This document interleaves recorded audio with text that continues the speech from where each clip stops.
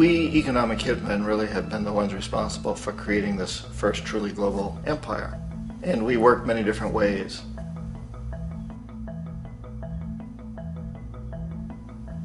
But perhaps the most common is that we will identify a country that has resources our corporations covet, like oil, and then arrange a huge loan to that country from the World Bank or one of its sister organizations.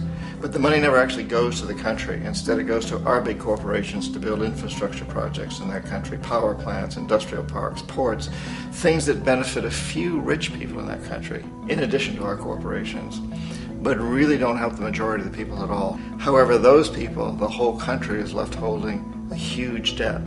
It's such a big debt they can't repay it, and that's part of the plan, that they can't repay it. And so at some point, we economic hitmen go back to them and say, listen, you owe us a lot of money, can't pay your debt, so sell your oil real cheap to our oil companies. Allow us to build a military base in your country, or send troops in support of ours to someplace in the world like Iraq, or vote with us on the next UN vote.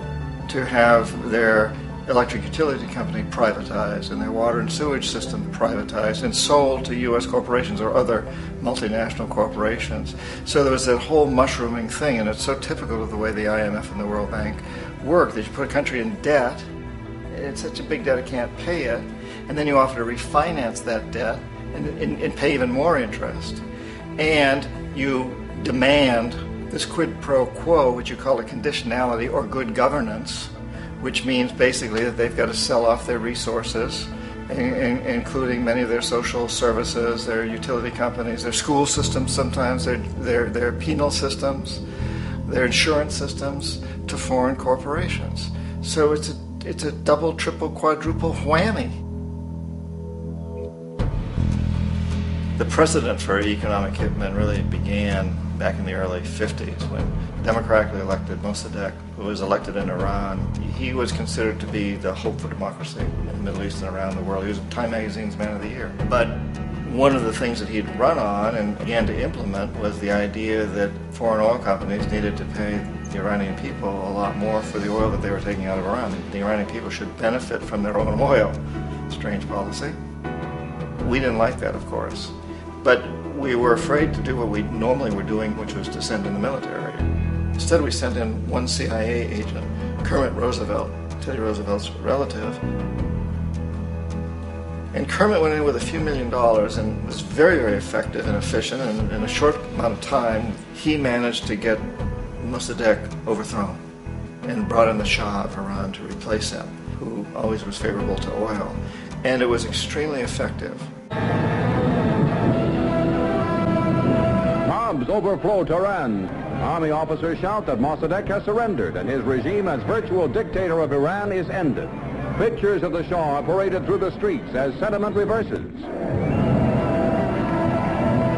The Shah is welcomed home. So back here in the United States, in Washington, people looked around and said, wow, that was easy and cheap. So this established a whole new way of manipulating countries, of creating empire. The only problem with Roosevelt was that he was a card-carrying CIA agent, and had he been caught, the ramifications could have been pretty serious. So very quickly at that point, the decision was made to use private consultants to channel the money through the World Bank or the IMF or one of the other such agencies, to bring in people like me who worked for private companies, so that if we got caught, there would be no governmental ramifications.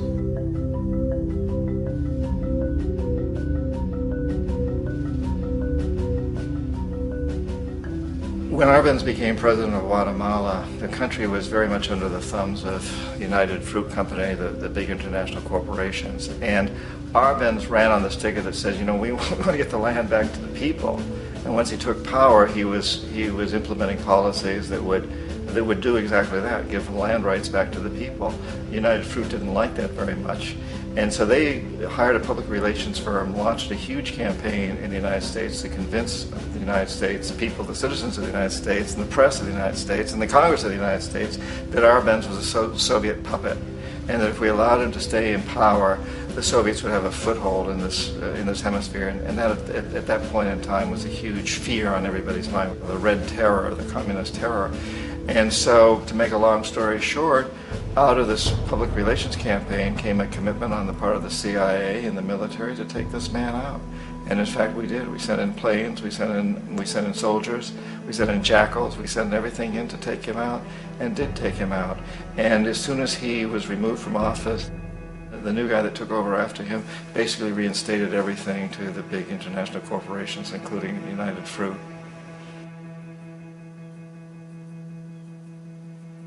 Ecuador for many, many years had been ruled by pro-U.S. dictators, often relatively brutal. Then it was decided that they were going to have a truly democratic election. Jaime Roldos ran for office, and his main goal, he said, as president would be to make sure that Ecuador's resources were used to help the people.